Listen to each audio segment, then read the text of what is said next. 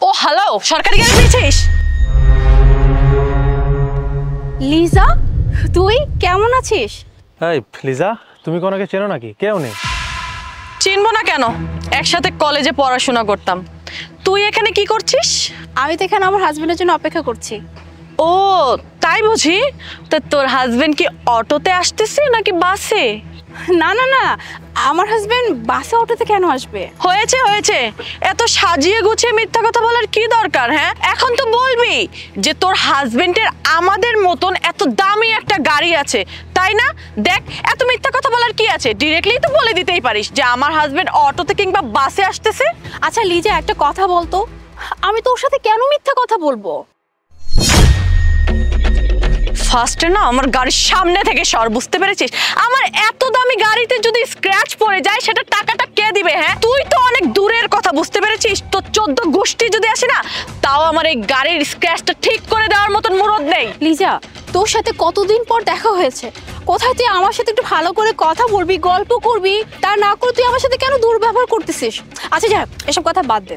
তুই নতুন গাড়ি কিনেছিস, গাড়িটা কিন্তু বেশ সুন্দর। Anyway, congratulations. থ্যাঙ্কস। আর হ্যাঁ, সরি, তোর জন্য না আমার অনেক খারাপ লাগতেছে। যাই হোক, মিট মাই বয়ফ্রেন্ড মারুফ। আর হ্যাঁ, এই যে এত দামি গাড়িটা দেখতেছিস না, এই গাড়িটার প্রাইস কিন্তু 30 লক্ষ টাকা। আর জানিস এই এত দামি গাড়িটা আমাকে কে গিফট করেছে? আমার বয়ফ্রেন্ড। আর জানিস ও না মান্থলি 30 থেকে 35 লক্ষ টাকা ইনকাম করে, যেটা কিনা তোর ধারণারও বাইরে। কারণ তুই তো এটা স্বপ্নেই ভাবতে পারিস, এত টাকা তো ইনকাম করা অনেক দূরের ব্যাপার। আমার কি মনে হয় জানিস, তোর পোশাক আশাক দেখেই বোঝা যাচ্ছে তোর হাজবেন্ড হয়তো মাসে 10 থেকে 15,000 টাকা ইনকাম করে, তাই তো এত নর্মাল একটা শাড়ি পরিয়ে তোকে এই রোদের মধ্যে দাঁড় করে রেখেছে। হ্যাঁ রে, তুই ঠিক বলেছিস, তোর গাড়িটা আসলে অনেক সুন্দর। মারুফ, একটা কথা কি জানো, যখন আমরা কলেজে একসাথে পড়ালেখা করতাম না, আমাদের কলেজে যত হ্যান্ডসাম ছেলেপেলে ছিল সবগুলো না ওর পিছনে গুড়গুড় গুড়গুড় করতো। সবাই কি বলতো জানো? মোনার ড্রেসিং সেন্স দেখো, মোনার আইস দেখো, মোনার হেয়ার স্টাইল দেখো। আর এখন দেখো না, কেমন একটা নর্মাল শাড়ি পরে এখানে রাস্তার মধ্যে দাঁড়িয়ে আছে। আচ্ছা শোন না, কলেজের যে হ্যান্ডসাম ছেলেগুলো তোর পিছনে ঘুরঘুর ঘুরঘুর করতো না, তারা যদি এখন ভুলবশত তোকে দেখে ফেলে, বিশ্বাস কর উল্টো পায়ে দৌড় দিবে, বুঝতে পেরেছিস? তবে একটা কথা কি জানিস, তুই আর আমি যখন কলেজে একসাথে পড়াশোনা করতাম, তোকে দেখে না আমার এতটা জেলাস ফিল হতো, কিন্তু আমি কিছু বলতে পারতাম না। ওই যে, কারণ তুই তো আমার ফ্রেন্ড ছিলি, চাইলেও কিছু বলতে পারবো না তোকে। কিন্তু বিশ্বাস কর, এখন তোকে দেখে যা আমার একটা ভালো অনুভূতি সৃষ্টি হয়েছে না ভিতরে, আমি তোকে বলে বোঝাতে পারবো না। কারণ আগে কি ছিলি আর এখন কি হয়ে আছিস। আচ্ছা লিজা, তুমি কার সাথে কথা বলছো? তুমি দেখেছো ওনার অবস্থা? উনি কি ড্রেস পরে আছে? একটা শাড়ি পরে আছে, গ্রামে খ্যাত, আবার উনি আমাদের সাথে কথা বলছে। How funny. লিজা, তুই কি বললি? তুই আমাকে হিংসা করতি? মানে কলেজে যখন আমরা একসাথে পড়াশোনা করতাম তুই আমাকে নিয়ে জেলাস করতি? অথচ আমি কত বোকা ছিলাম, আমি তোকে কত ভালো একজন বন্ধু ভাবতাম, যে লিজা আমার বেস্ট ফ্রেন্ড। আর আমারই বেস্ট ফ্রেন্ড কি না, আমারই পিছে পিছে আমাকে নিয়ে জেলাস করতো।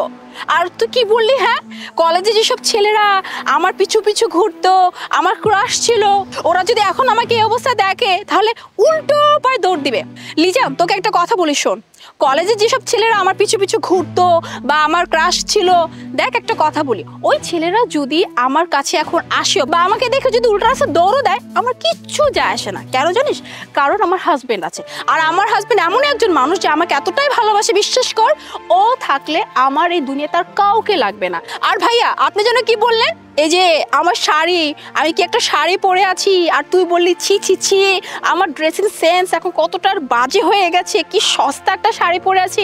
লিজা, আমি এখন ম্যারিড, হ্যাঁ, আমার স্বামী আছে, আমার সংসার আছে, শ্বশুর শাশুড়ি আছে। আর একটা মেয়ে মানুষের যখন বিয়ে হয়ে যায় না, তখন চাইলেই সে সব কিছু করতে পারে না। কারণ আমার দ্বারা না এখন আমার হাজবেন্ডের, আমার শ্বশুর শাশুড়ি সবার সম্মান জড়িত। আমি এমন কিছু চাইলে করতে পারবো না যাতে করে আমার স্বামীর মান সম্মান নষ্ট হয়, যাতে করে আমার শ্বশুর শাশুড়ির মান সম্মান নষ্ট হয়। তাই আমি এভাবেই চলি, যাতে করে আমার স্বামী আর আমার শ্বশুরবাড়ি সবারই যেন সম্মানটা ঠিকঠাক বজায় থাকে। একটা কথা না বুঝতে পারছি না, কলেজে থাকাকালীন তো খুব বড় বড় লেকচার দিতি যে আমি না ভালোবাসা এগুলো বিশ্বাস করি না, আমি যদি করি একবারে বিয়ে করব, তাও হ্যাঁ লাখে একজনকে না কোটিতে একজনকে বিয়ে করব। তো এখন কি মনে হচ্ছে জানিস, তুই না আসলে কোটিতে একজনকে বিয়ে করেছিস, তাই তো তোর সেই কোটিতে একজন তোকে রাস্তার মধ্যে এই রোদে এইভাবে দাঁড় করিয়ে রেখেছে। আচ্ছা, আমি কেন ভালোবাসা নিয়ে কথা বলবো? জানিস ভালোবাসা নিয়ে কারা কথা বলে? যাদের জীবনে কোনো ভালোবাসা নেই, তারাই না সবসময় যে ভালোবাসা বড়াই করে বা ভালোবাসা শো অফ করে, কারণ তাদের জীবনে তো কোনো ভালোবাসা নাই, মানুষকে তো দেখাতে হবে। কিন্তু আমার জীবনে এমন কিছুই না, আমার জীবনে যথেষ্ট পরিমাণ ভালোবাসা আছে। আর আমি যাকে বিয়ে করেছি, মানে আমি যে মানুষটাকে আমার হাজবেন্ড হিসেবে পেয়েছি, বিশ্বাস কর আমি অনেক লাকি এইরকম একজন মানুষকে হাজবেন্ড হিসেবে পেয়ে। তুই জানিস আমার হাজবেন্ড আমাকে কতটা ভালোবাসে, কতটা রেসপেক্ট করে এবং কতটা যত্ন করে। আমি কখন কি করব না করব, আমার কি দরকার না দরকার, আমার থেকে না আমার হাজবেন্ড অনেক বেশি বুঝে আমাকে। তাই আমার না এসব বলে লাভ নাই যে আমাকে এত ভালোবাসে এত কিছু করে, কারণ মানুষ যখন দেখে না তখন এমনিতেই বুঝে যায় যে আমার আসলে কতটুকু ভালোবাসা আছে আর কতটুকু ভালোবাসা নাই। আর আমি তো সত্যিই এখানে আমার হাজবেন্ডের জন্য অপেক্ষা করছি। হয়েছে, এবার না একটু থাম, বেশি হয়ে যাচ্ছে। এই যে ভালোবাসার লেকচারটা দিচ্ছিস না, ভালোবাসা দিয়ে কিচ্ছু হয় না। আর তুই ভালোবাসার লেকচার দিবি না তো কি করবি বল, কারণ তোর কাছে তো কোনো টাকা পয়সা নেই। আর ফকিররা সবসময় না বড় বড় ডায়লগ দিয়ে বেঁচে খায়, আর তুই ঠিক তাই করতেছিস। শোন, ভালোবাসা দিয়ে না পেট চলে না, জীবন চলে না। বাস্তবতা অনেক কঠিন, টাকা ছাড়া না এই পৃথিবীতে সবকিছুই অচল। যেমনটা তুই, তোর কাছে যদি টাকা থাকতো তাহলে কি তুই এই রোদের মধ্যে এইভাবে দাঁড়িয়ে থাকতি? আমার মতন এত দামি একটা গাড়ি তোরও হতো। আচ্ছা, আমার ইনকাম সম্বন্ধে কি আপনার ধারণা আছে? আমি পার ডে 1 লক্ষ টাকা ইনকাম করি, তাহলে কত দাঁড়ালো মাসে? 30 থেকে 35 লক্ষ টাকা। আর আপনি কথা বলছেন আমাদের নিয়ে, তাই না? বাহ, তোর বয়ফ্রেন্ড তো তাহলে অনেক টাকা ইনকাম করে, তাহলে তো তোর বয়ফ্রেন্ড একদম সেটেল। তাহলে এক কাজ কর না, শুধু শুধু প্রেম করে সময় নষ্ট কেন করছিস? বিয়ে করে ফেল, বিয়ে করে সেটেল হয়ে যা। আসলে প্রেম ভালোবাসা করে কোনো লাভ নাই, বিয়ে করলে সব থেকে লাভ, কারণ তুই ভালোবাসার মানুষটাকে একদম আপন করে পাবি।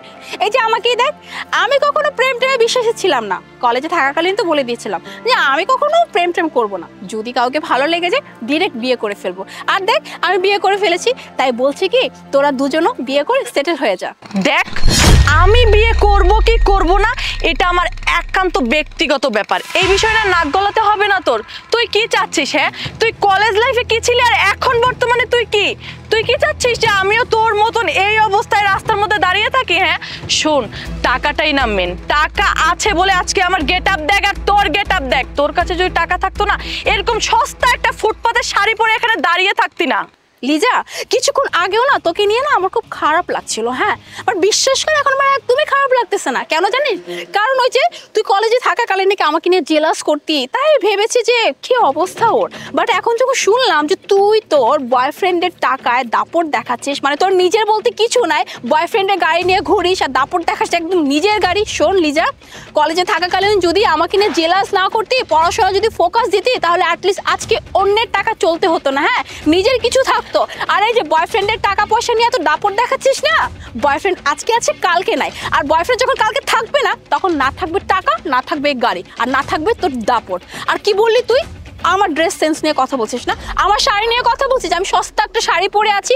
আচ্ছা তুই কিভাবে জানলি যে আমি যে শাড়িটা পরেছি এটা সস্তা একটা শাড়ি? মানে শাড়ি দেখলে কি সস্তা মনে করতে হবে? এরকম মেন্টালিটি কিসের জন্য? হ্যাঁ, আর এই যে তুই এত সুন্দর ওয়েস্টার্ন আউটফিট পরে আছিস, কি ভাবছিস তোকে অনেক সুন্দর লাগছে? শুনলি যে একটা কথা বলি, সৌন্দর্য না এই যে বাহ্যিক পোশাক আশাকে না, সৌন্দর্য হচ্ছে মনে থাকা লাগে। যদি মনে সৌন্দর্য থাকে না, তাহলে তুই শাড়ি কেন, তুই যেটা ছেঁড়া কাপড়ও পরিস না, তাহলে না তোকে অনেক সুন্দর লাগবে। আর মনের মধ্যে যদি কালো থাকে, তাহলে এরকম হাজারো ওয়েস্টার্ন বা লাখ লাখ টাকা ড্রেস পরলেও না এই যে চেহারায় সৌন্দর্য ফুটে ওঠে না।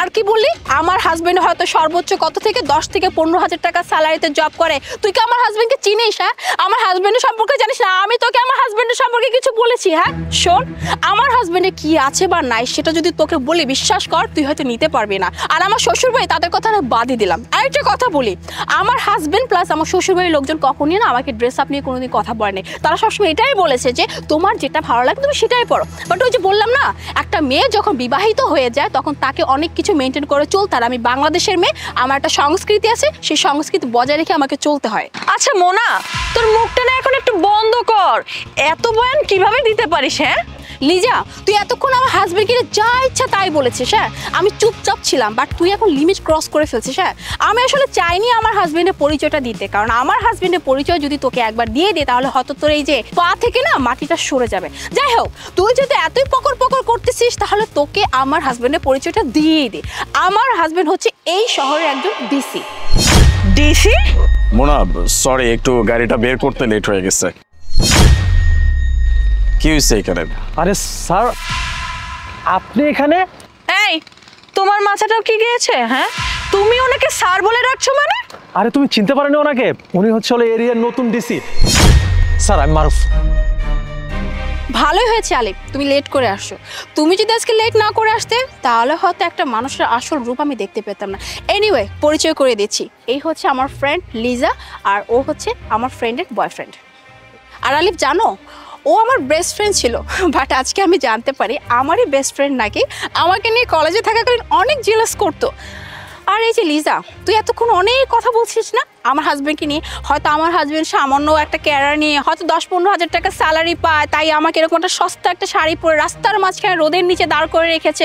শোন, আমার হাজব্যান্ড ডিসি হওয়া সত্ত্বেও না আমি কখনো অহংকার দেখাই না, কারণ আমি অহংকার জিনিসটা শিখি নাই, কারণ আমি এটা খুব ভালো করে জানি। হ্যাঁ, যার যা কিছু আছে সেটা না মানুষজন তাকে দেখলেই বোঝা যায়। শো অফ শুধুমাত্র তারাই করে যাদের আসলে ওরকম কিছু নাই, লাইক ইউ।